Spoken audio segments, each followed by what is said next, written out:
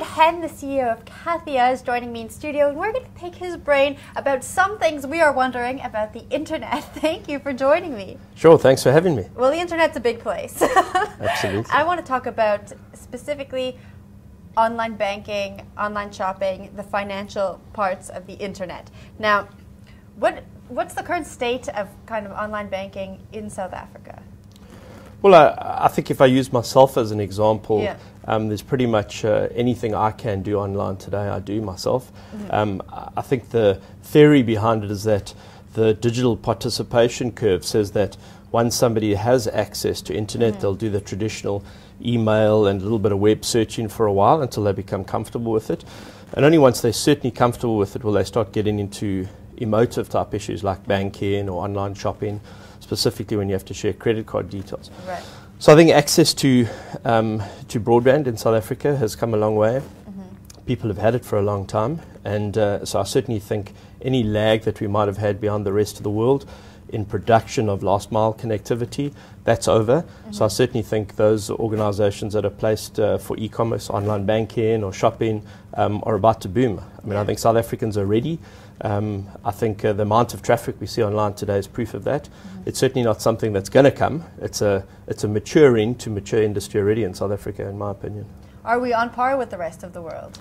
Definitely not. No. I mean, I travel quite extensively. It's amazing the access to broadband that you can get anywhere in other countries. I think a lot of South African corporates and enterprises, they certainly can buy it. So if you've got money, you've got access to it in South Africa, like most things in a third world economy. But absolute sort of ubiquitous access to the internet, I don't think yet. I think a lot of great projects, free Wi-Fi projects like Project Isizwe, these kind of guys are cropping up all over the show, giving real South Africans in sort of peri-rural, peri-urban kind of areas access to proper, quick, free broadband that's provided by the government. Now, when it comes to banking, I know there's a lot of virtual wallets now, things like SnapScan that you can use where you actually are carrying around your financial details in your mobile phone. Is that a growing trend? Is that something we're going to start to see more of?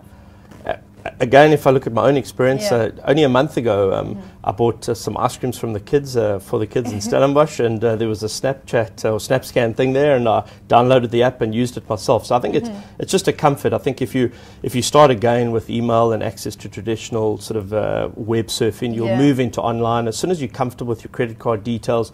Being held by financial institutions, it's just a habit thing. Over time, I think you just get more relaxed and easier to use it, and then suddenly, you've got an app and a mobile phone, you're comfortable that your PIN is in there, that the custodians of that financial information look after it, and that they're governed and well looked after by legislation. So I think, absolutely, it's a growing trend. But I think it's starting in South Africa, but certainly lots of way to go. Now, as our in-house internet guru, how do you see online banking evolving in South Africa? Look, I think it's come a long way already. So certain of the banks, certainly the one that I'm with, no longer needs 3-4 levels of authentication. It's quite simple and easy to get into it. Guys allow you to set up third-party payments quite easily.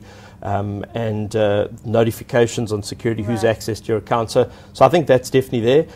Some of the leading banks are already starting to allow you other services in that. You can do trading, you can do buy your Forex online. Buying Forex in South Africa used to be a nightmare. You used to have to go through a dedicated Forex dealer who used to charge you a fortune in commission. You had to wait for it to arrive at your office. You had to have your passport there. You had to sign for it. It was quite a rigmarole. So I think as you start adding those kind of additional services into it, other than just hardcore, let me pay something or transfer something to you, I think people don't want to go stand in queues. I think the other banks too are pushing you out of the banks in terms of raising the costs of working with the teller. So I think it's going to be a push from the banks as well as a pull through just convenience.